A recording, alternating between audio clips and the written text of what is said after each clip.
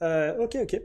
Donc, on va commencer du coup à parler d'apprentissage par renforcement. Alors, l'apprentissage par renforcement, pour ceux qui ont vraiment aucune idée de ce que c'est c'est un domaine qui est pas si récent que ça, hein, ça date quand même des années 90, mais qui a connu un essor particulier en fait récemment, notamment grâce à DeepMind, qui avait battu des champions du monde, notamment le champion du monde de Go grâce à AlphaGo AlphaGo qui n'était pas encore de l'apprentissage par renforcement, mais et cette IA qui a battu le champion du monde s'est ensuite fait éclater par AlphaGo 0, donc qui elle a été faite par apprentissage par renforcement.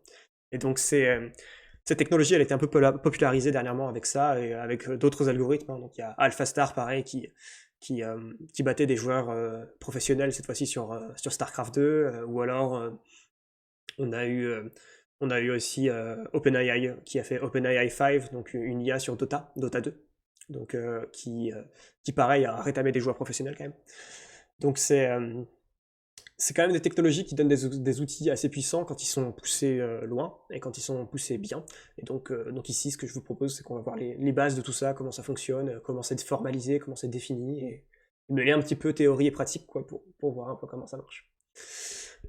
Du coup, ce que j'ai fait, c'est baser donc, cette petite formation, et même en fait la plupart de mon apprentissage sur l'apprentissage par renforcement, c'est basé sur deux choses. Je vais vous mettre un lien dans le chat.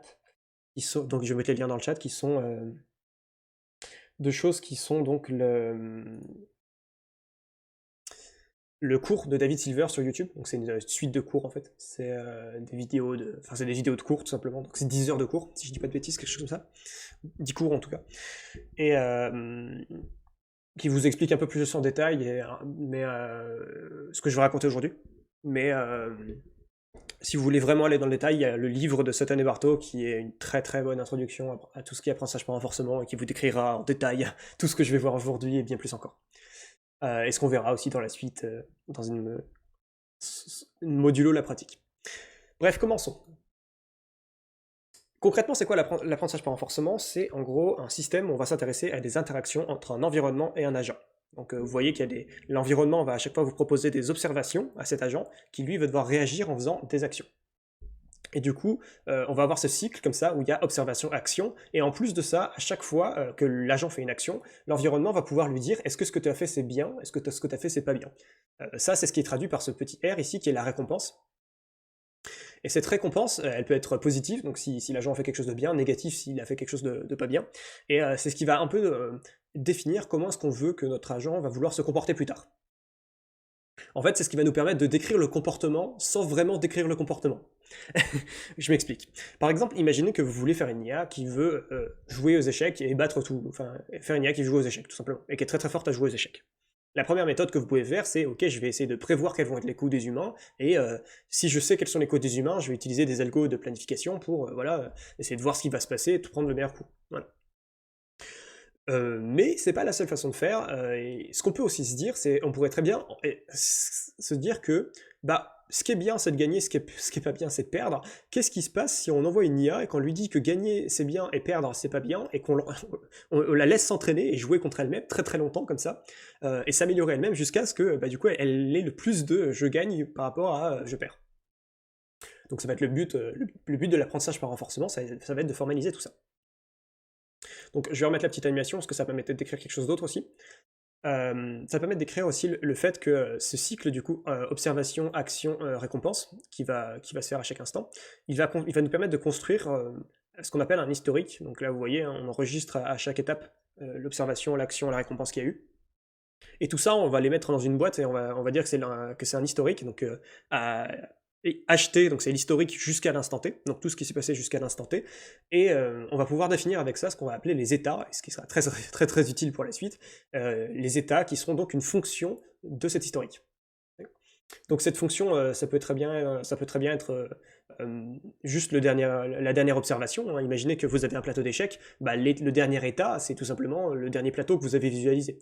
Mais ça peut aller plus loin et ça peut être plus complexe, notamment si vous faites du poker par exemple. Et ben en fait, si vous avez la dernière observation de votre agent, ça ne va pas du tout correspondre à l'état, on va dire, concret de l'environnement. Euh, En effet, du coup, c'est ce qui est un peu traduit ici. C'est pour ça qu'il y a deux fonctions différentes, une pour l'environnement, une pour l'agent. Pour le cas du poker, par exemple, l'état ici, la fonction de l'historique, ce serait l'historique du coup de comment est-ce que toutes les cartes, toutes les combinaisons de cartes sont empilées dans le paquet, quelles sont les mains de chaque joueur, et donc en fonction des actions qu'il y a eu et de l'état initial, etc., vous allez pouvoir savoir exactement ce qui s'est passé et dans quel état précisément on est. Donc c'est bien une fonction de cet historique complet ici. Ok.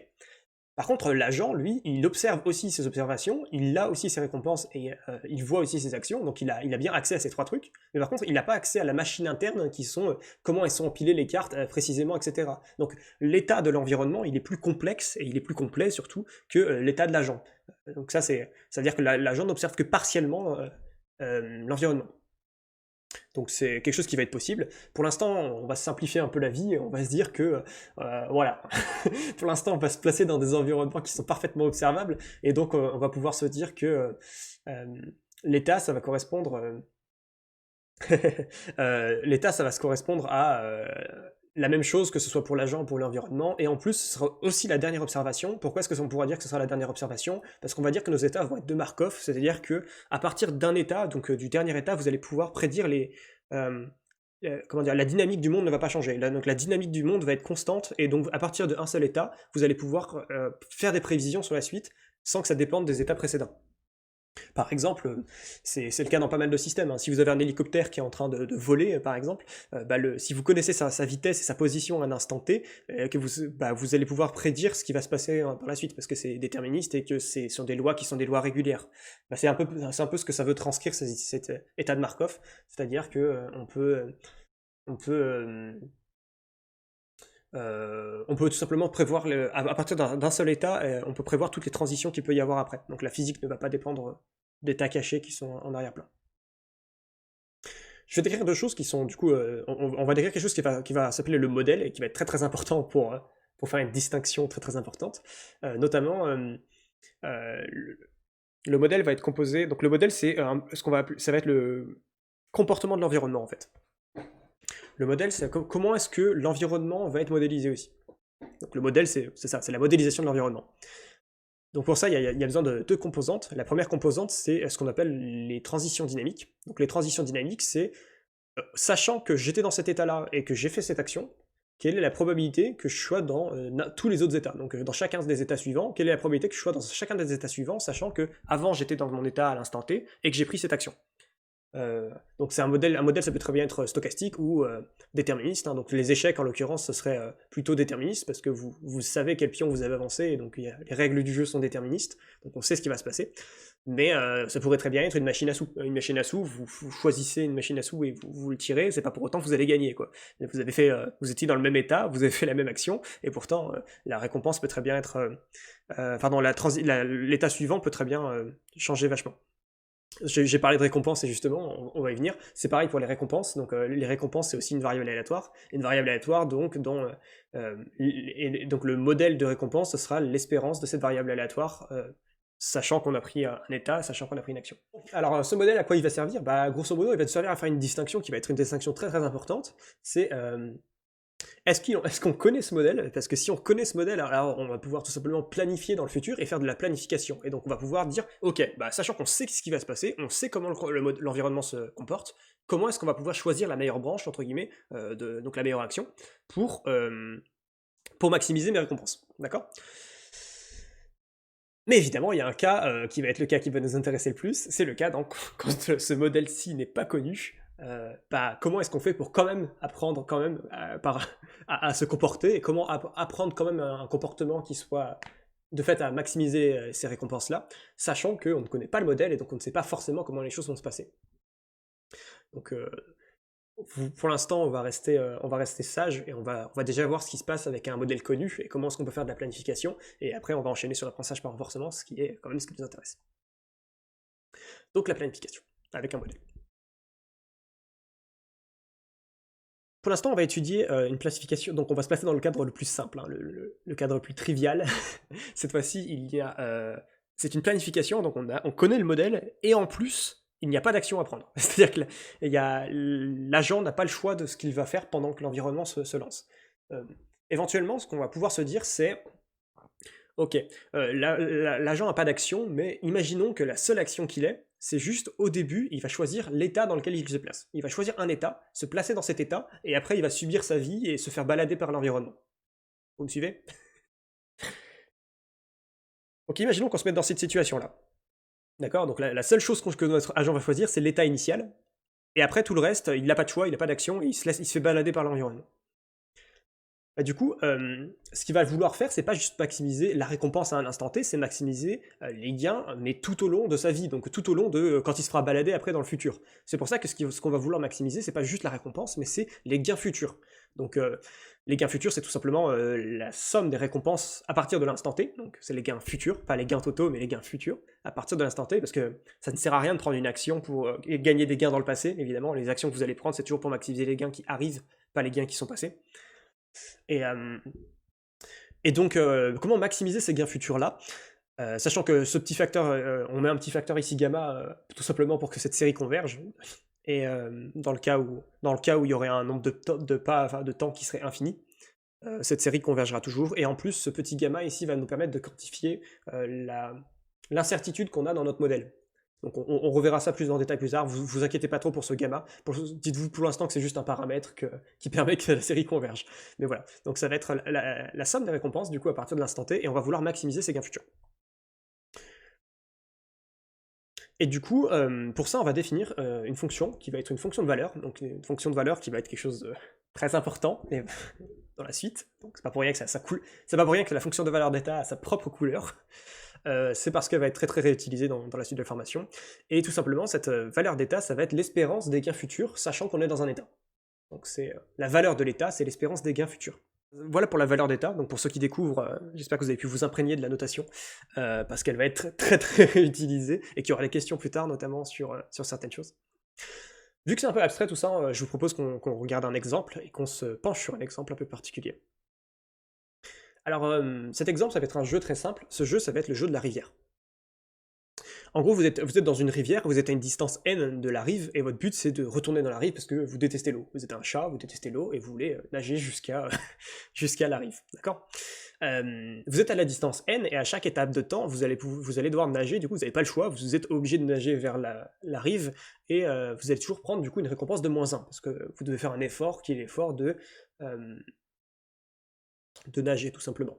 Donc dans ce jeu très simple, il a des états qui sont 0, 1, 2, etc. jusqu'à n, et du coup, la question que je vais vous poser, attention, je vais utiliser mon petit truc de sondage nul pour vous demander quelle serait la valeur de chacun des états. Donc quelle serait la valeur de l'état n, tout simplement, dans les états futurs. Donc je laisse réfléchir 2 secondes le temps que je lance le sondage.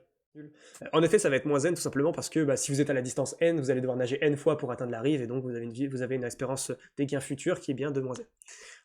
Mais à bien noter, en effet, comme l'a bien pensé notre cher AlphaGo, que ça dépend du vecteur gamma, bien sûr.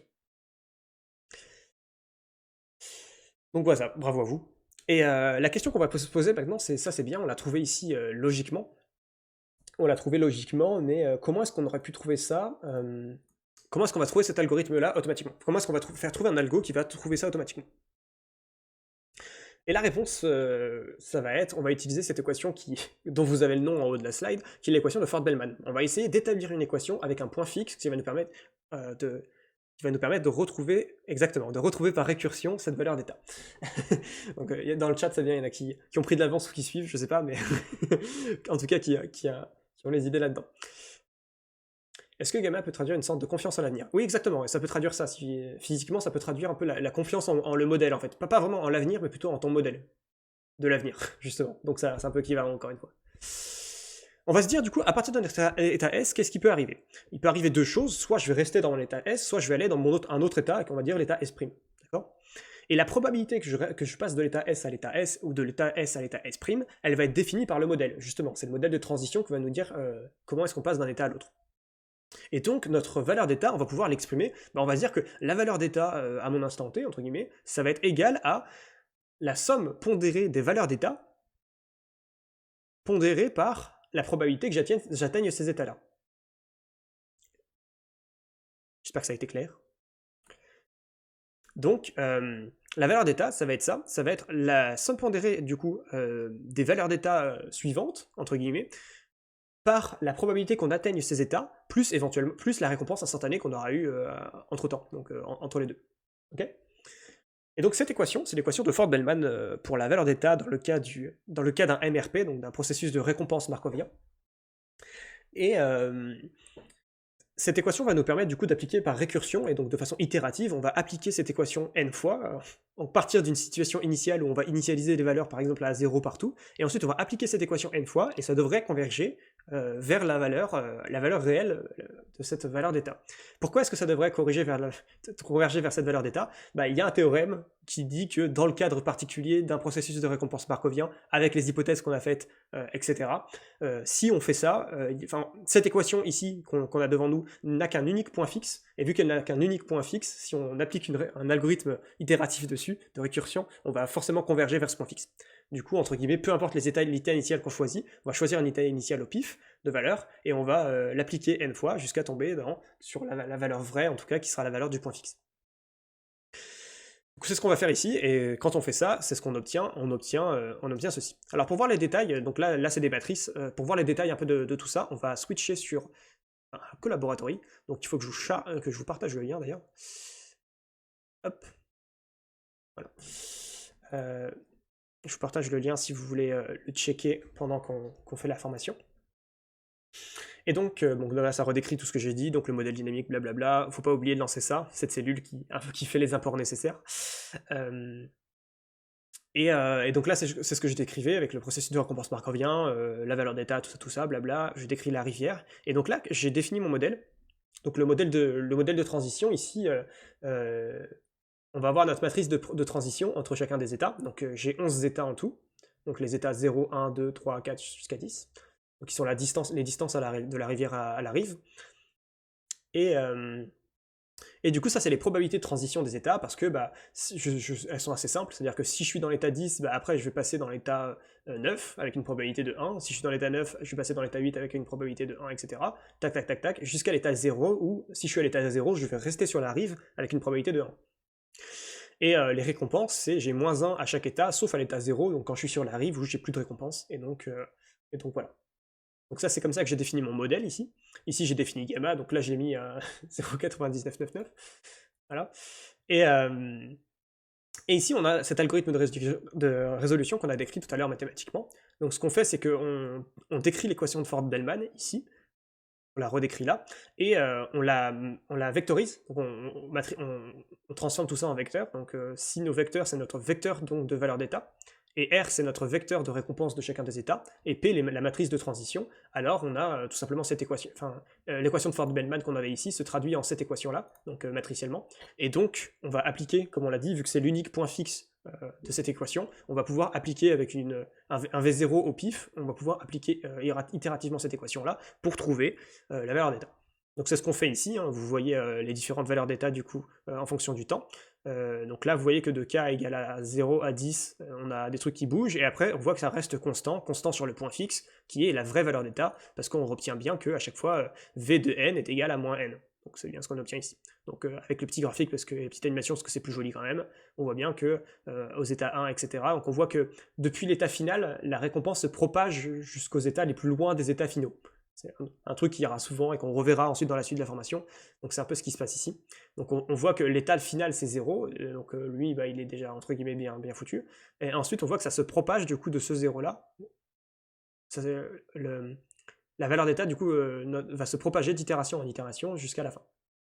Jusqu'à la fin va converger vers la vraie valeur d'état qui était tout simplement moins x. Du coup, maintenant, on va vouloir rajouter le fait de faire des décisions, parce que c'est bien mignon, mais notre interaction environnement-agent, si on enlève la flèche agent, c'est plus vraiment une interaction, quoi. C'était pas le cas le plus intéressant. Donc reprenons des actions, et donc passons du processus de récompense markovien au processus de décision markovien. Et donc, pour ça, on va définir ce qu'on appelle la politique. La politique, du coup, ça va être comment est-ce que mon agent va agir. C'est ça la politique à la base. Comment est-ce qu'on agit? Donc comment est-ce que mon agent va agir? Ça va être une politique, ça va être une fonction stochastique, encore une fois. Ça va être la probabilité que je choisisse chacune des actions, sachant que je suis dans un état. Donc cette politique, c'est ce qu'on va vouloir en final calculer. Parce que nous, ce qu'on va vouloir, c'est trouver la politique optimale, c'est-à-dire la politique qui va maximiser nos gains futurs. D'accord? Donc on verra plus tard qu'est-ce que ça veut dire optimal précisément. Et voilà, dans l'idée, vous comprenez l'idée, quoi. Une politique optimale, c'est celle qui vous fait gagner, hein, tout simplement. Donc on a toujours notre bonne vieille valeur d'état, hein, fonction de valeur d'état, et on va introduire une nouvelle fonction de valeur, qui sera pas la valeur d'état cette fois-ci, mais qui sera une autre fonction de valeur, que je vais vous laisser deviner dans le chat. Ceux qui savent déjà, dites pas. Réfléchissez à quelle autre chose on peut quantifier avec de la valeur maintenant qu'on a rajouté des actions. Évidemment, c'est donc bien évidemment la valeur d'action. Donc en effet, maintenant, les actions aussi, on va avoir de la valeur, notamment, en fait, les valeurs d'action, ça va pas être juste la valeur d'action, mais c'est les valeurs de couple état-action, mais qu'on simplifie en valeur d'action. Et une valeur d'action, ça va être quelle est la valeur de cette action particulière dans cet état. Donc en fait, la valeur d'état, c'est dans un état, et la valeur d'action, c'est dans cet état, mais aussi pour chacune des actions particulières. Donc vous voyez bien que si la valeur d'état est un vecteur, la valeur d'action est une matrice, et donc ça a une taille un peu plus conséquente. Donc si vous avez un espace d'action et un espace d'état, bah, vous voyez bien que ça va être le produit cartésien des deux, et pas juste et plus juste les états qu'on va devoir résoudre. Donc si on veut résoudre un processus de décision markovien, du coup, c'est cette matrice-là c'est cette valeur-là qu'on doit avoir optimale, et donc c'est une matrice de taille un peu plus grande qu'on va devoir résoudre. Ce qui est normal, vu qu'on a des actions à prendre, ce qui est beaucoup plus difficile. Vu que maintenant on a des actions, on va devoir définir un nouveau jeu, hein, parce que notre jeu de la rivière, il était bien mignon, mais il était un peu nul. Du coup, on va passer à quelque chose d'un peu plus intéressant, qui va être le jeu de Nîmes. Le jeu de Nîmes, c'est quoi? Ça va être tout simple, vous le connaissez probablement déjà, c'est que vous avez n bâtons en face de vous, le but, ça va être de prendre 1, 2 ou 3 bâtons à chaque tour, et le joueur qui prend le dernier bâton, du coup, aura perdu. Donc l'environnement, c'est un peu plus complexe cette fois-ci parce qu'il va aussi comprendre le joueur adverse. Donc le joueur adverse peut très bien être le joueur optimal ou un joueur random. Donc voilà. Donc ce jeu, pourquoi est-ce qu'il est intéressant dans notre cas? Parce qu'il y a une valeur d'action, enfin surtout il y a une politique optimale qui est très facile à trouver, que je vous laisse deviner en soi, mais il y a une façon optimale d'agir qui vous permet de gagner à coup sûr. Selon la valeur de n, bien sûr. Il y a des valeurs de n où vous n'avez pas le choix, enfin quand vous commencez, vous n'avez pas trop le choix justement, si vous jouez contre le joueur parfait en tout cas. Et donc vous allez prendre 1, 2 ou 3 bâtons, et c'est ça qui va vous permettre de définir, donc votre espace d'état, ça va être de 0 à n, votre espace d'action, ça va être juste 1, 2 ou 3. Ok, je prends le nombre de bâtons congru à 2 modulo 4, et j'enlève un bâton. Exactement. Donc voilà, il y a une politique optimale qui a été divulguée dans le chat, et cette politique optimale, le but, ça va être de la retrouver du coup algorithmiquement et de voir est-ce qu'on peut faire un algo qui va retrouver cette politique optimale très très vite, en utilisant les notions qu'on a vues avant. Pour ça, qu'est-ce qu'on va faire? On va vouloir faire la même chose que tout à l'heure, on va vouloir établir une équation de Ford-Bellman, donc ici l'équation de Ford-Bellman dynamique, pour décrire une équation avec un point fixe. Donc là, qu'est-ce qui va se passer? On a notre état quelles sont les choses qui sont possibles? C'est nous qui allons choisir de faire une action. Donc on va choisir, est-ce qu'on prend une action, telle action ou telle action, et ça, ce qui va définir si on choisit telle action ou telle action, ça va être notre politique. D'accord? Ensuite, quand on fait une action, il y a l'environnement qui fait son action. C'est-à-dire que l'environnement va réagir à votre action. Donc là, en l'occurrence, c'est un autre joueur, mais imaginez que ce soit un jeu vidéo, le jeu va réagir à l'input que vous lui avez donné, donc à l'action que vous lui avez donnée. Et dans sa réaction, il va vous donner donc, il va vous balader en fait d'un état à un autre, mais pas forcément dans la façon dont vous l'avez décidé. C'est-à-dire qu'il peut très bien y avoir du aléatoire, et il peut très bien choisir de vous balader dans n'importe quel état selon une probabilité. Et donc on a cet enchaînement ici, cette fois-ci, on n'a plus juste un terme, on a cet enchaînement de termes. Donc comment est-ce qu'on va pouvoir établir notre équation de Ford-Bellman? Ici, on va pouvoir se dire que, très bien, la valeur d'état que j'avais ici, c'est égal à quoi? C'est égal à la somme pondérée des valeurs d'action que j'avais là. D'accord? Donc ça, c'est ce qu'on voit sur ce côté de l'équation-là. Enfin, sur ce côté de ce diagramme. On voit que la valeur d'état, c'est égal à la somme pondérée par la probabilité que je prenne des actions, des valeurs d'action. Est-ce que ça va? Est-ce qu'on peut écrire comme ça ici? De l'autre côté, c'est là que le modèle va jouer, justement. Donc, il va y avoir, en réaction à notre action, il va se passer deux choses. Est-ce que vous pouvez me dire c'est quoi ces deux choses qui se passent? Donc ces deux choses-là, c'est d'une part, comme c'est affiché à l'écran, il y a les probabilités qui vont vous balader d'un état à un autre, donc il y aura la somme pondérée, encore une fois, des états par les probabilités. Donc il y a le modèle dynamique qui sera utilisé, mais il y a aussi le modèle de récompense, parce que évidemment, le fait qu'on ait fait une action dans cet état va nous donner une récompense, qui est aussi le résultat d'une variable aléatoire. Et donc, du coup, la valeur d'état, ça va être... la valeur d'action, pardon, va être exprimée en fonction de la valeur d'état de cette façon-là. Et du coup, on peut obtenir en fait deux équations de points fixes, une pour la valeur d'état et une pour la valeur d'action. En fait, pour avoir celle de la valeur d'état, il suffit de mettre cette équation là-dedans, et vous obtenez la première équation. Et pour avoir la valeur d'action, il suffit de mettre cette équation là-dedans, et vous avez la deuxième équation. Je vous laisse lire tranquillement les équations. Mais voilà, comme ça on a établi les deux équations de Ford-Bellman dynamique, qui vont nous permettre, donc si on veut, d'évaluer une politique. Donc si on fait ça, on va pouvoir évaluer, ok, bah, si je joue comme ça, quelle est la valeur de mes états et quelle est la valeur de mes actions. Merci pour le follow. Donc ça, c'était les équations de Ford-Bellman dynamique qui nous permettaient d'évaluer une politique. Mais nous, ce qu'on veut, c'est pas forcément évaluer une politique. On peut se dire, pourquoi pas directement avoir les valeurs de la politique optimale. Et c'est pour ça qu'on va pouvoir établir l'équation de Ford-Bellman optimale. Ok? Alors l'équation de Ford-Bellman optimale, qu'est-ce que ça va être? Bah, au lieu de prendre une action avec notre politique, on va directement se dire, bah, l'action qu'on va prendre, ça va toujours être la meilleure action. D'accord?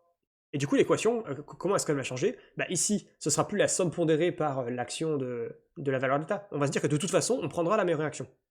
Si on joue de façon optimale, on prendra la meilleure action. Et donc, la valeur d'état, ça va juste être le maximum des valeurs d'action. La valeur d'action, en fonction de la valeur d'état, ça ne change pas, parce que le côté modèle ne change pas, on n'influe que sur la politique.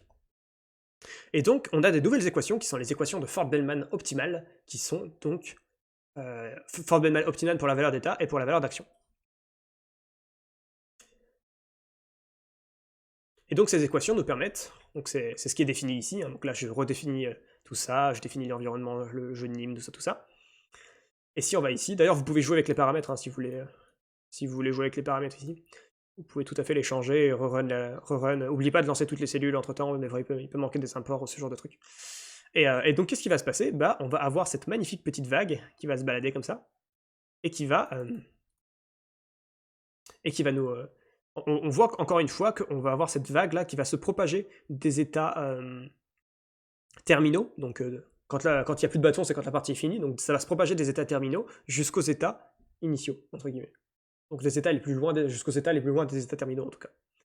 Et on voit en particulier qu'il y a quelques états qui sont tout pourris, hein, donc on imagine bien pourquoi. Quand il nous reste qu'un bâton, bah, on a perdu à 100%, donc c'est un état nul. Alors si les actions de l'environnement c'est notre adversaire, oui mais tu connais pas l'environnement. On va dire. En gros, oui, tu pourrais faire un min-max, mais là, on n'en a même pas besoin, justement. Là, on n'a pas besoin de considérer l'adversaire. On considère l'adversaire comme une partie de l'environnement, et on s'en fout, en fait, que ce soit un adversaire. On n'utilise pas le fait que ce soit symétrique. Parce que quand tu utilises un min-max ou un truc comme ça, c'est que tu utilises le fait que ce soit symétrique, un jeu symétrique. Là, on l'utilise pas, ça. On se met une contrainte supplémentaire. Ça serait trop facile, sinon. Mais sinon, oui, bien sûr. C'est parce que ça va... En fait, le fait de ne pas l'utiliser, ça se généralise beaucoup mieux. Alors que min-max, tu peux l'utiliser que dans les environnements symétriques. Alors que là, ça, tu peux l'utiliser face à n'importe quel environnement. Là, on a un environnement adversarial, parce qu'on a un adversaire, mais c'est qu'un exemple. En vrai, tu pourrais très bien l'utiliser en jouant à Barrio, par exemple. Et donc, on voit que les états tout pourris, c'est l'état 1, l'état 5 et l'état 9, et donc tous les modulos des états. Pourquoi est-ce que c'était là? Parce que si vous reste 5 bâtons, bah si vous en prenez un, il va en prendre 3 et vous avez perdu. Si vous en prenez 2, il va en prendre 2, vous avez perdu. Si vous en prenez un, il en prendra 3 et vous avez perdu. Et pourquoi est-ce qu'on voit cette exponentielle décroissante ici? Bah tout simplement parce que on joue contre le joueur aléatoire pour l'instant. Et comme on joue contre le joueur aléatoire, bah là il a une chance sur 3 de faire l'action optimale, là il a une chance sur 9 de faire l'action optimale, là il a une chance sur 27 de faire l'action optimale. Donc voilà, c'est pour ça qu'on voit cette exponentielle, qui est plutôt une géométrique, au final, qui du coup fait que plus on est loin des états finaux, et moins notre action de l'importance, vu qu'on joue contre le hasard. Ce qui ne sera pas le cas tout au long de la formation, mais voilà. Et ici, en faisant la même chose, du coup, avec cette fois-ci l'équation de la valeur d'action, donc l'équation de Feynman optimale pour la valeur d'action, on obtient la même chose, mais pour les états, pour chacune des actions individuellement. Et donc pour chacune des actions, on obtient laquelle des actions est la meilleure dans chaque état. Donc ici, on voit bien que dans l'état 2, il faut prendre l'action 1, dans l'état 3, il faut prendre l'action 2, donc prendre 2 bâtons, et dans l'état 4, il faut prendre l'action 3, évidemment. Mais on voit bien que dans les autres états, ça se propage, et on voit bien qu'on obtient la politique optimale, donc à chaque fois, on obtient bien quelle est la meilleure action à chaque fois. Et on voit que les états 5, 9, etc., c'est des états dans lesquels on n'a pas une probabilité de 100% de gagner. Donc on voit que notre probabilité de gagner, ici, elle est... Vu qu'on joue contre le joueur aléatoire, elle est pas si mal que ça, et elle sera plus élevée si on prend qu'un bâton, parce que si on prend qu'un bâton, le hasard a plus de chances de faire des erreurs. Alors que si on prend 3 bâtons directs, on se condamne. Voilà. Enfin, on se condamne avec une chance 1 sur 2 parce que il peut toujours choisir de prendre le dernier bâton, de prendre les 2 derniers bâtons et de perdre. Donc voilà, on se condamne pas totalement, mais presque. On a fini avec tout ce qui était autour de la planification. Donc là, oui, pareil, hein, vous mettez avec les équations. De toute façon, si vous voulez les détails de comment est-ce que c'est fait, vous allez voir le code sur le Collaboratory. Hein, vous pouvez toujours le voir en double-cliquant. Si vous double-cliquez là, par exemple, hop, vous verrez tout le code qu'il y a derrière. Et vous voyez que bon, l'équation n'est pas transcendante. Hein. Mais elle permet de résoudre le jeu assez rapidement. En connaissant le modèle. Et justement, justement, le modèle, parlons-en, nous n'allons plus le connaître. Donc, l'apprentissage par renforcement. On n'a plus de modèle à disposition maintenant, et donc la question c'est comment est-ce qu'on va faire. On va essayer de faire un cycle d'apprentissage, parce que cette fois-ci on va plus pouvoir directement dire bah on utilise l'équation de Ford-Bellman, vu qu'on n'a pas une partie de l'équation de Ford-Bellman, vu qu'on n'a plus les probabilités de transition et les récompenses, les espérances de récompense. Et vu qu'on n'a plus ça, bah, de toute façon on peut plus faire notre Ford-Bellman comme avant. Donc comment est-ce qu'on va faire? On va faire un cycle d'apprentissage entre de l'amélioration de politique et de l'évaluation de politique. Au début, on va avoir une politique, qui sera une politique quelconque, donc politique aléatoire par exemple, d'accord? Une fois qu'on a une politique, donc on a une politique random, on va vouloir l'évaluer.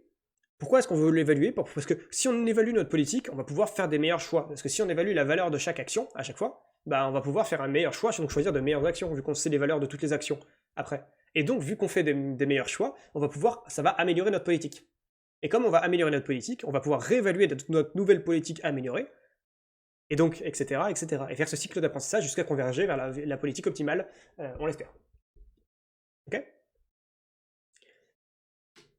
Alors, pour ça, du coup, il va falloir commencer par évaluer. Donc, cette évaluation, donc la flèche bleue en bas, là, c'est ce qu'on va faire maintenant, on va se pencher sur ça. Comment est-ce qu'on fait cette évaluation sans avoir de modèle? Et bah, du coup, une des premières méthodes, ça va être ce qu'on appelle l'évaluation de Monte-Carlo. Donc Monte-Carlo, vous connaissez probablement. Une estimation de Monte-Carlo, c'est quand on va tout simplement faire des simulations et qu'on va estimer que l'espérance empirique de nos simulations va correspondre à l'espérance théorique. Donc en gros, la valeur d'état, ça va être la valeur moyenne qu'on obtient, sachant qu'on est dans un état, dans cet état-là.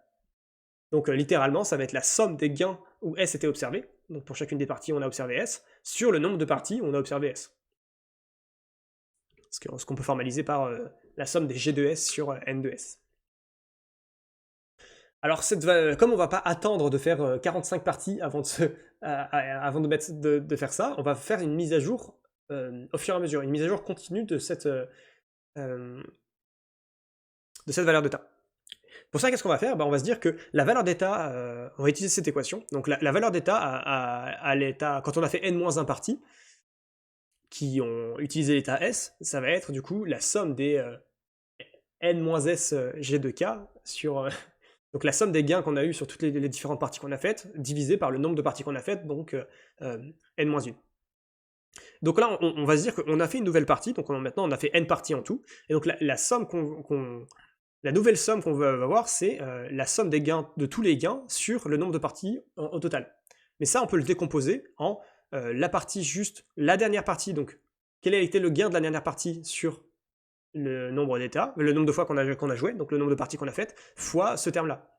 Enfin, plus, pardon, ce terme-là, qui du coup utilise notre valeur d'état. Et donc en réarrangeant les termes ici sur le terme de droite, on obtient cette équation de mise à jour qui est qu'à chaque étape, donc à chaque partie, chaque fin de partie, on va mettre à jour notre valeur d'état en disant que notre valeur d'état, ça va être égal à notre valeur d'état plus 1 sur n, donc le nombre de parties où on a vu l'état S, fois la différence entre le gain et le gain qu'on vient d'obtenir, donc le dernier gain qu'on a obtenu, moins la valeur d'état, donc ce qu'on espérait avoir justement, donc l'espérance de ce gain, en sachant qu'on avait été dans cet état. J'espère que j'ai été clair. Donc cette mise à jour-là, ça correspond à faire ça en fait. C'est-à-dire que, imaginez que vous avez des valeurs d'état qui au départ étaient initialisées à 0, vous avez joué une partie et vous avez gagné cette partie, du coup ce que vous allez faire c'est que vous allez rapprocher tous ces états du gain de l'épisode, enfin du gain de l'épisode du dernier épisode, de façon proportionnelle à l'erreur que vous avez faite. Donc à la différence entre ce point-là et ce point-là. Et le facteur de proportionnalité, ce sera 1 sur le nombre de parties que vous avez faites, si vous voulez faire une moyenne exacte. Sauf qu'en pratique, vu qu'on va améliorer notre politique, bah, ça sera plus VPI, enfin le pi va changer en fait ici. Donc vu que c'est pas la même chose qu'on va vouloir évaluer à chaque fois, on va être dans un système qui sera un système dynamique, on veut pas que ce soit une moyenne exacte ici. On veut que cette moyenne, elle se mette à jour en fait avec le temps. Et donc pour se mettre à jour avec le temps, on va utiliser un facteur ici constant, donc qu'on va appeler une vitesse d'apprentissage, qui ne sera pas sans vous rappeler autre chose. Et donc cette vitesse d'apprentissage ici va nous permettre d'oublier de façon exponentielle les épisodes qui sont trop loin dans le passé, et de prendre en compte plus les épisodes récents. Donc ça vous permet de prendre en compte tous les éléments avec le même poids, et ça vous fait oublier les éléments les plus anciens de façon exponentielle. Et du coup, ça fonctionnera en situation non stationnaire, et donc ce sera mieux, théoriquement, plus tard, quand on fera le cycle d'amélioration. Pour l'instant, on fait que le cycle d'évaluation, donc on s'en rendra pas forcément compte. Ah oui, juste pour, si vous voulez le voir dans le code, c'est ici, hein, donc je définis juste l'évaluation, je définis mon environnement de jeu, tac, tac, et donc ce que vous voyez ici, c'est l'implémentation de la méthode de Monte Carlo, donc là c'est ce qu'on voit avec 1 sur n, ici, donc sans la mise à jour à pas constant, on voit que il y a, en fait, là il a gagné, donc vous voyez là c'est la première partie, toutes les valeurs d'état sont initialisées à 0, hop, il gagne sa première partie, parce que j'évalue le joueur optimal là, donc il gagne sa première partie, et donc tous les états qu'il a observés, hop, il va les mettre à jour et les mettre à 1. Ensuite, paf, il va mettre à jour les nouveaux, etc. Et comme c'est les vraies valeurs, il a que les vraies valeurs pour l'instant, il va jamais rechanger son avis. Mais à chaque fois qu'il va obtenir un état, du coup, il va le rapprocher de 1. Et les états qu'il observe jamais, du coup, vu qu'il joue de façon optimale, il observe jamais ces états-là, et donc il les met jamais à jour, il les laisse à leur valeur initiale. Et ça, c'est parce qu'il a déjà la politique optimale dans la tête. Si on lui donnait la politique aléatoire, donc si vous remplacez ça par ça, vous verrez que ça a un autre comportement, tout simplement. On peut même le faire si vous voulez. Hop. Pas très long normalement. Hop. Hop. Le fait de refaire l'animation sera plus long. Voilà. Et donc là, en dessous, on remplace ce 1 sur n par un alpha constant. Et comme je l'ai dit, on a un oubli exponentiel. Et donc en fait, ça correspond à mettre à jour, mais pas directement vers la valeur vraie, mais au fur et à mesure, comme ça. Ce que vous voyez là. Vous voyez que ça se fait à jour au fur et à mesure de quand il les observe. Donc voilà, pour vous montrer l'animation de Monte Carlo, là. Donc vous voyez que là, en fonction de s'il gagne ou s'il perd, donc hop, il a gagné, hop, il a perdu, hop, il a gagné. Vous pouvez voir à chaque étape s'il gagne ou il perd. Donc là, il a gagné, là, il a perdu, là, il a gagné, là, il a gagné encore, etc. Et donc vous voyez qu'il va se mettre à jour et converger vers une espèce de valeur vraie qui serait la valeur d'état de la politique aléatoire.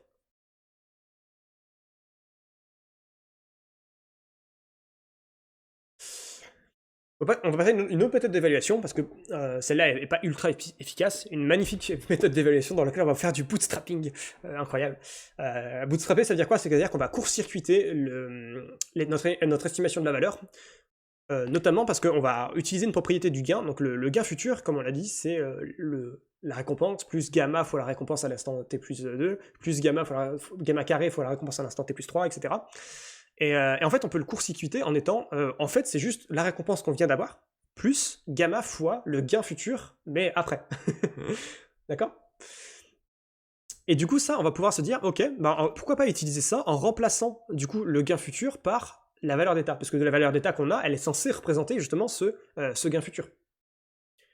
Du coup, on peut essayer de se dire que, ok, on va remplacer notre gain futur par notre gain futur, par la récompense qu'on a eue, plus gamma fois la valeur d'état dans l'état dans lequel on vient d'arriver.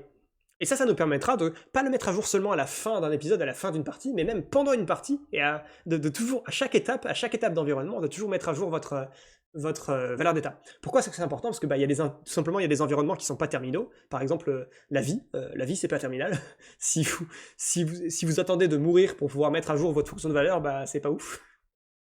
Si vous attendez de crasher votre hélicoptère pour pouvoir mettre à jour sa fonction de pilotage, c'est pas ouf non plus. Donc voilà, donc être capable d'estimer la valeur pendant que vous êtes en train de parcourir l'environnement, c'est vachement important et c'est ce qu'on fait ici.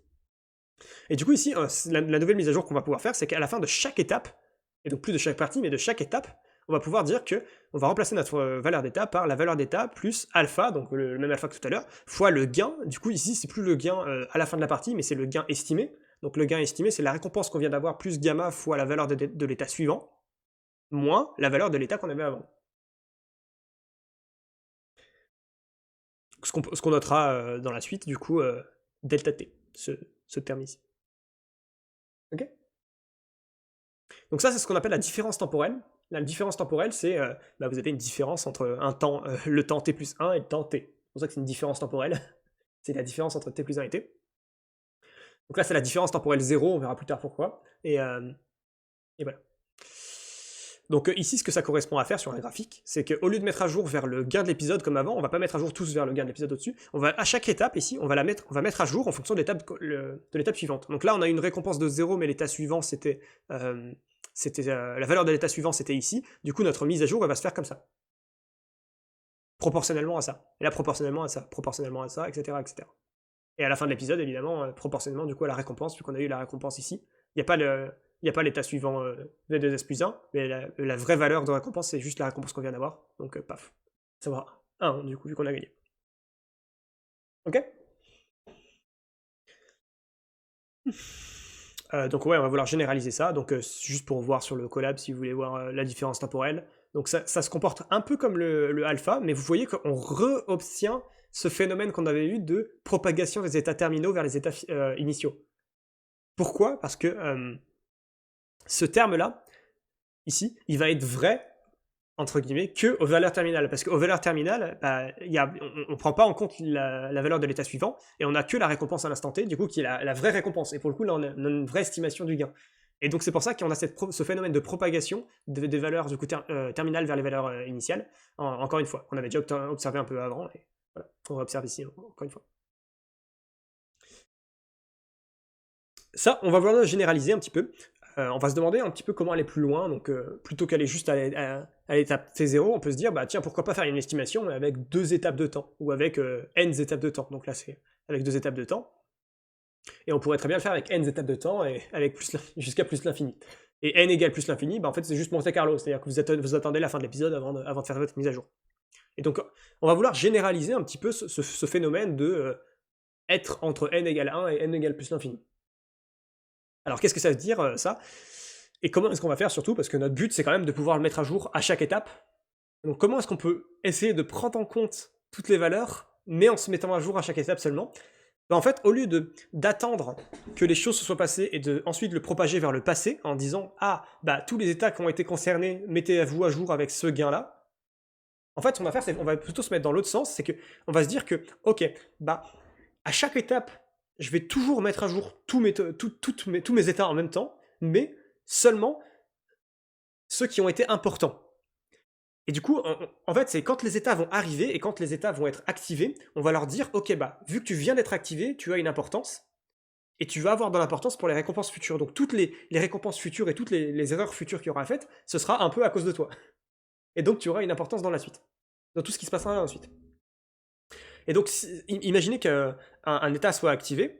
Genre, s'il est activé une fois, 2 fois, 3 fois, c'est qu'il a beaucoup plus d'influence qu'un état qui sera activé qu'une fois. Pareil, un état qui vient d'être très récent et qui vient à peine d'arriver, il a techniquement plus d'influence qu'un état qui est arrivé il y a super longtemps.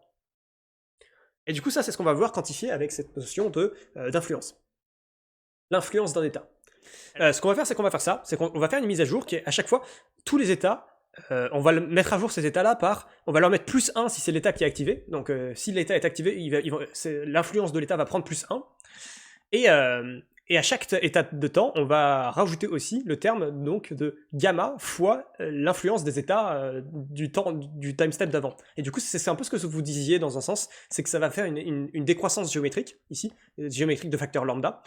Donc imaginez que lambda est égal à 1,5, bah, l'état du coup d'avant, il n'a plus qu'une valeur de 1,5, après il aura une valeur de 1 quart, etc. Donc ça revient un peu à ce que tu disais, AlphaGo. Et ça fait très bizarre d'appeler quelqu'un AlphaGo, mais, mais c'est pas grave. AlphaGo 0 du coup. Mais voilà, donc c'est ça l'idée, c'est que vous allez garder cette variable qui va vous dire quelle est l'influence de cet état. Et en fait, après, quand vous allez faire votre mise à jour d'état, vous allez mettre à jour tous les états. Donc c'est pas juste l'état à l'instant T en fait, c'est tous les états, vous allez les mettre à jour en fonction de l'erreur qui a été faite à l'instant T, mais vous allez multiplier ça par cette valeur qui est l'influence du coup, cette valeur d'influence, d'importance de l'état. Donc si l'état n'a jamais été activé, elle sera à 0, et donc on ne mettra pas à jour la valeur d'état, mais si l'état a été activé plein de fois, par exemple, ou très récemment, notamment si l'état vient d'être activé, donc si l'état est l'état actuel et qu'il n'avait pas été activé avant, et bien du coup ce sera plus alpha t, donc ça sera équivalent à ce qu'on avait fait avec TD0. Donc vous voyez que l'état qui vient d'être actuel va prendre toute la différence dans la tête, et les autres vont prendre un facteur diminué selon votre facteur lambda. Et donc, il y a les deux cas qui sont possibles ici. En fait, ça fait bien le lien. Pourquoi c'est la différence temporelle généralisée? Parce que si vous mettez lambda est égal à 0, d'où le fait d'appeler ça TD0, donc la différence temporelle 0, si lambda est égal à 0, en fait, le seul état qui a d'importance, c'est le dernier état, et donc vous enlevez ce E ici, vous réobtenez tout simplement l'équation qu'on avait avant, avec TD0, avec la différence temporelle. Et si vous mettez alpha est égal à 1, mais que vous ne faites que les mises à jour qu'au fin d'épisode, et du coup, vous réobtenez le comportement exact de Monte Carlo. Enfin, si vous mettez, lambda est égal à 1, et que si vous mettez lambda est égal à 1, et que vous faites la mise à jour à la fin des épisodes, vous avez exactement le même comportement que Monte Carlo. Donc voilà, c'est pour ça que ça permet de généraliser, ça généralise cette notion d'influence, et en gros ça donne aussi de l'importance à des états qui viennent d'arriver, il n'y a pas si longtemps que ça.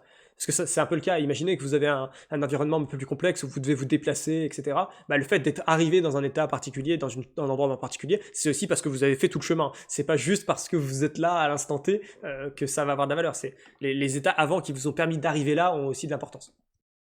Et c'est ça que ça veut dire, cette différence temporelle généralisée. Enfin, c'est ça que ça implémente.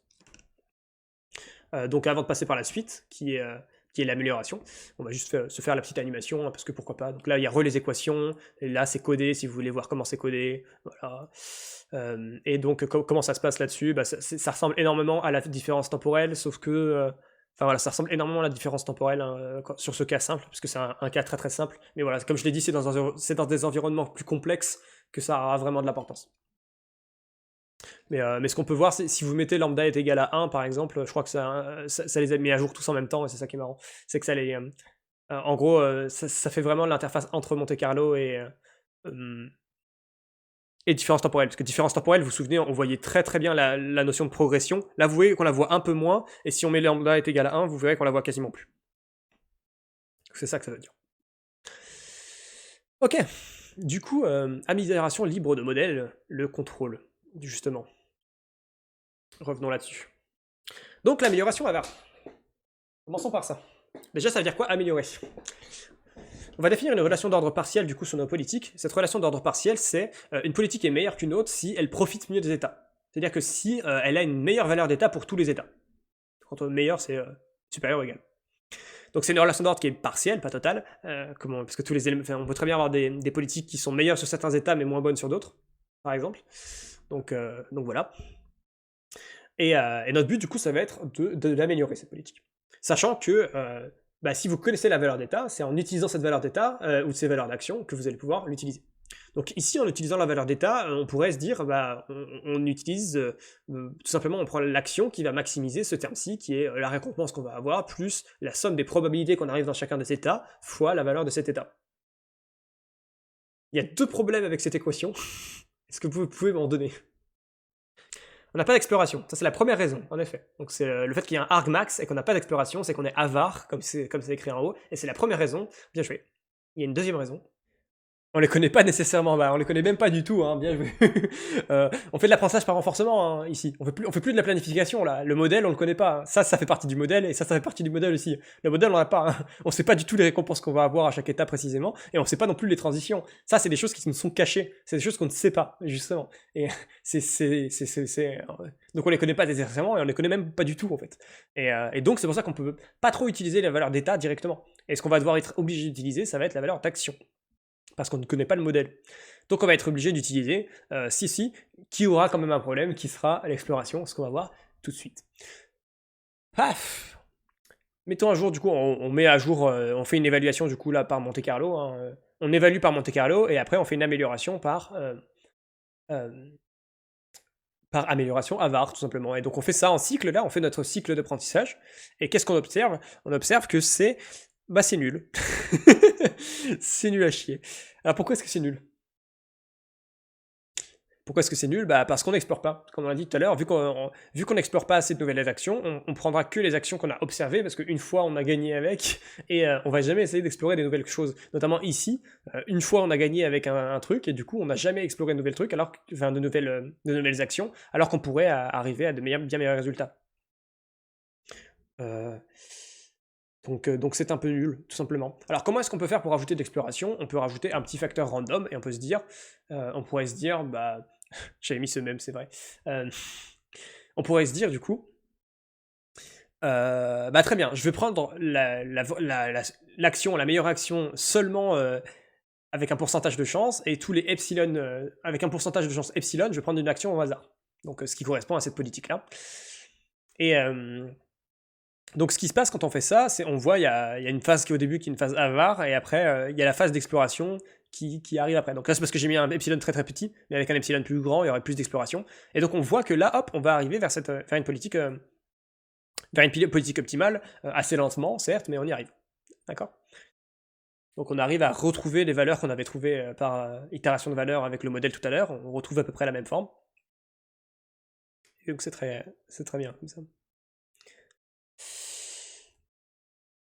Il y a d'autres façons de faire, notamment du coup comme ça. En fait, on peut aussi utiliser le fait de l'exploration, on peut aussi la quantifier avec le nombre de fois qu'on a observé un état, le nombre de fois qu'on a essayé en tout cas.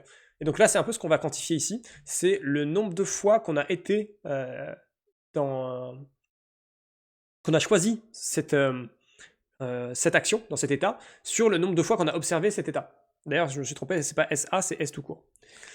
J'aurais dû le changer ça.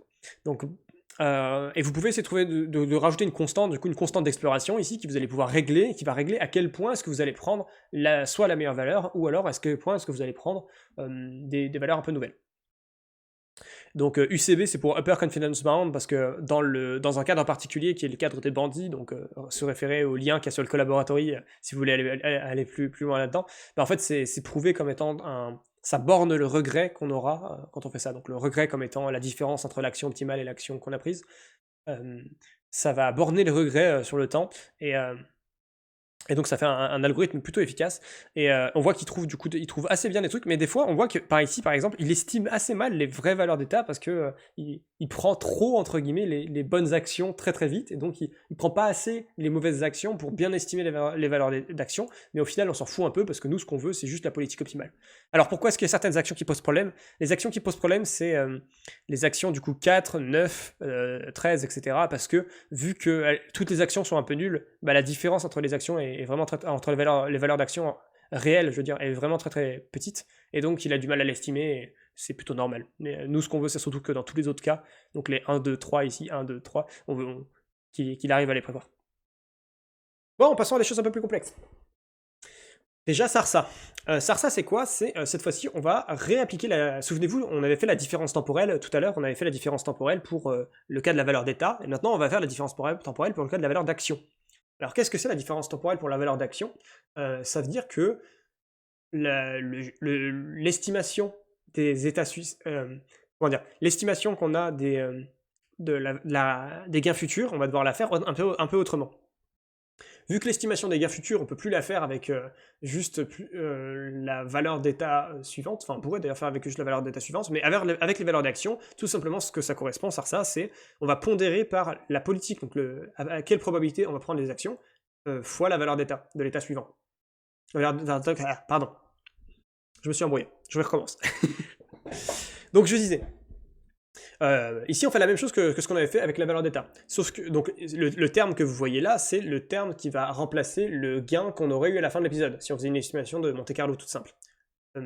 Et du coup, ici, par quoi est-ce qu'on va remplacer ce gain? Par la récompense à l'instant T, plus gamma fois la somme des probabilités, enfin la somme pondérée du coup des valeurs d'action de l'état suivant, enfin de l'état suivant, de chacune des actions dans l'état suivant, pondéré par la probabilité qu'on choisit cette action dans l'état suivant.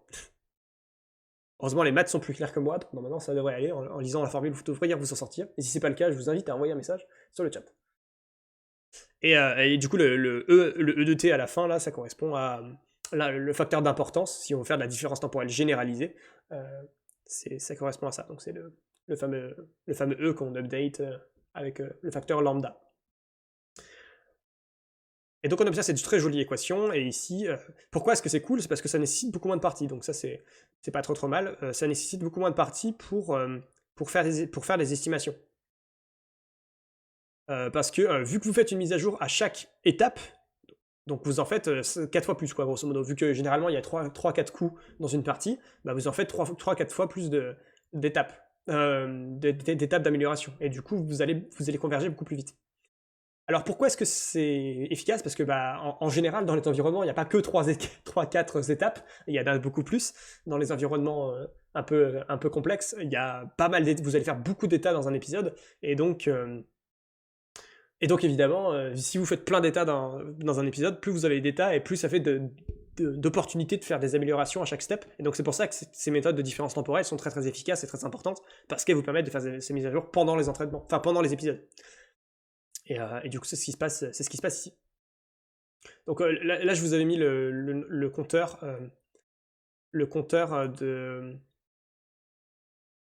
pour voir à quel point est-ce que ça converge plus vite, sachant que c'est des choses qui, en vrai, sont assez difficiles à quantifier, mais là, on voit que déjà, à 3000 et quelques, il était déjà pas trop mal en termes de politique, mais on voit que de temps en temps, il fait quelques erreurs d'estimation. Après, il devient vraiment stable, et d'un coup, paf, il fait une petite erreur de distribution, et voilà, quoi. Mais ça, c'est juste parce que mon facteur alpha, ici, est un peu trop grand, et donc des fois, il fait des mises à jour un peu trop violentes.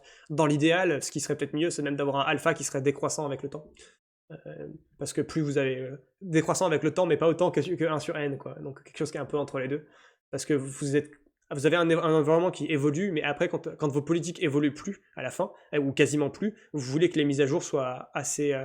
Enfin, que le fameux alpha qui nous permettait justement d'oublier de façon exponentielle ce qui s'était passé dans le passé, vous voulez qu'il soit de plus en plus faible. Parce que s'il est faible, vous allez pouvoir converger par des solutions plus précises.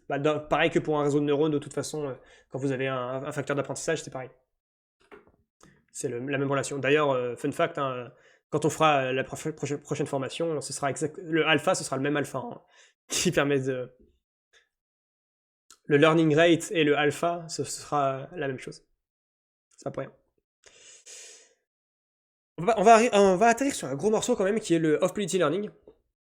Donc le off-quality learning, c'est quoi? Ça va être le fait d'apprendre, mais pas avec une politique, pas avec votre politique, pas avec votre politique d'apprentissage. En fait, on va utiliser deux politiques, une politique qui est une politique du coup d'apprentissage et une politique d'objectif.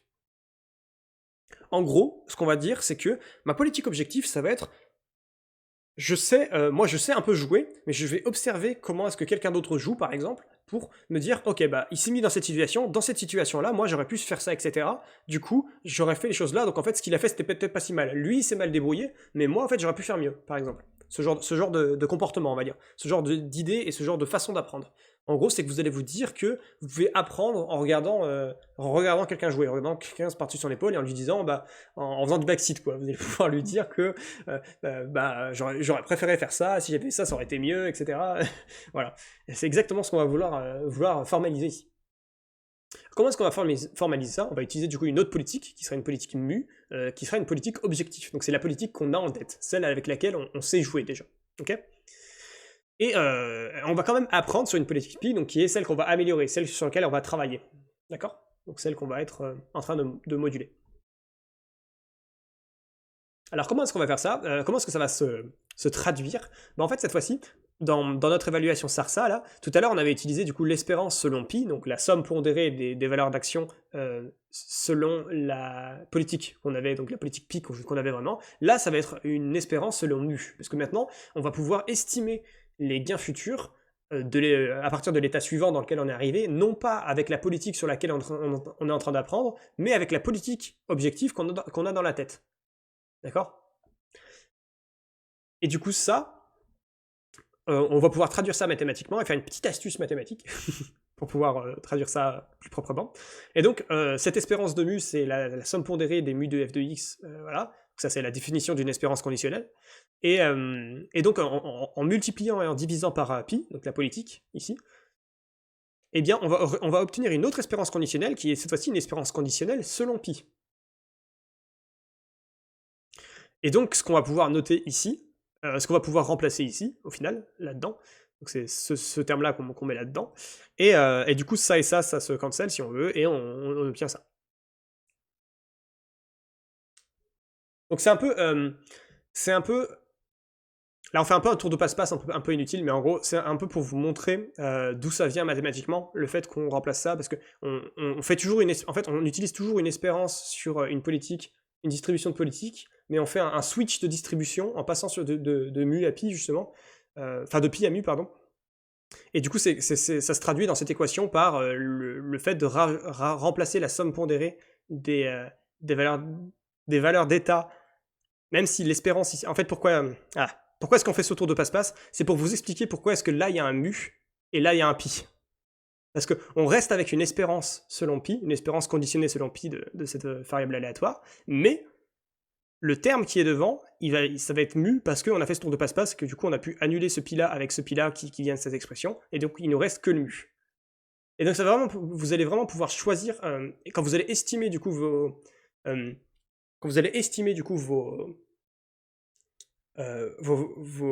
gain futur, vous allez pouvoir le faire en utilisant votre politique sur les estimations de valeur d'action de la politique pi. Voilà. Et d'où ça vient de ça. C'est surtout pour expliquer ça. Donc maintenant, vous pouvez vous peut-être répondre sur quelle politique on va vouloir utiliser. La politique qu'on va vouloir utiliser, évidemment, c'est la meilleure. On va se dire, encore une fois, pourquoi pas directement utiliser la meilleure politique. Donc pourquoi pas directement utiliser comme politique objectif la politique avare, en sachant en se disant que moi, de toute façon, à la fin, je serai avare. Donc quand je vais estimer mes gains, je vais pas estimer selon des gains tout pourris. Non, de toute façon, je sais que je vais estimer que je vais prendre la meilleure décision à chaque fois. Et si j'estime que je prendrai la meilleure décision, ça correspond à ne prendre que le maximum de la valeur d'action, et pas juste la somme pondérée selon la politique, parce que la somme pondérée sera égale à 0 pour tous ceux qui ne seront pas là maximum, et 1 pour le maximum. Du coup, ça sera égal au maximum. Et du coup, on obtient ce magnifique petit terme ici, enfin cette magnifique petite équation, qui est l'équation du Q-learning, le fameux. Et donc le fameux Q-learning, c'est cette équation particulière, qui est une équation qui est très très utilisée, puisqu'elle est très très efficace. Ce qu'on peut voir dans le code, si vous voulez, ici. Voilà, elle est très très efficace, ça apprend très très vite, le Q-learning. Paf! En fait, ça apprend très très vite, là. Ce qui est impressionnant, c'est que ça apprend très très vite des bonnes actions, et donc ça prend très très vite les bonnes actions, et paf! Dès que ça découvre, entre guillemets, une bonne action, ça la prendra très agressivement, du coup, vu que ce facteur max va faire qu'on va très vite estimer très très bien les actions suivantes, etc. Et ça aura très très vite de l'impact. Donc voilà, le Q-learning. Et donc là, vous avez une animation du Q-learning contre le joueur parfait. Donc, parce que depuis tout à l'heure, on jouait contre le hasard, donc contre le simple hasard, on arrivait à trouver la politique optimale. Mais évidemment, c'est encore plus facile quand on joue contre quelqu'un qui est fort. Et donc, contre le joueur parfait, on voit que ça va très très vite, et très très vite, paf, on converge très vite. Donc, tu vois qu'au début, il se fait massacrer. Il apprend, il se fait massacrer par le joueur optimal. Et d'un coup, paf, il a réussi à gagner une fois. Donc, il a réussi à gagner une fois, et il se dit, alors peut-être, et du coup, il arrive à propager ça. Et dès qu'il arrive à propager ça un peu, après, c'est fini. Il arrive à le généraliser très très vite et à éclater le joueur optimal, tout simplement. Parce qu'il commence dans un état avantageux, bien sûr. Et qu'il peut gagner. Donc voilà, on est arrivé au Q-learning.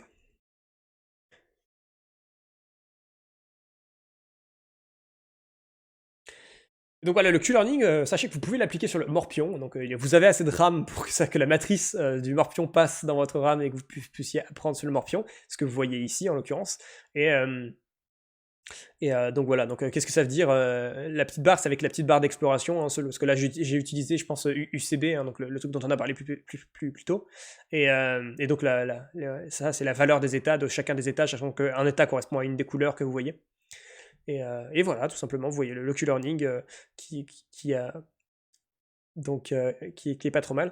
Et donc là, vous voyez les courbes d'apprentissage qu'il y avait. Donc on voyait que le joueur 1, au début, il était bien plus fort en termes de Elo et il massacrait le joueur 2. Et puis après, les deux commencent à progresser. Enfin, ensuite, le deuxième commence à progresser. Donc le premier baisse énormément en Elo. Et après, les deux progressent ensemble jusqu'à ce que ça se stabilise. Incroyable. Et avoir appris au jouer au morpion. Bravo à eux. Bravo à ces IA. Et ensemble, on réussit à vaincre le morpion.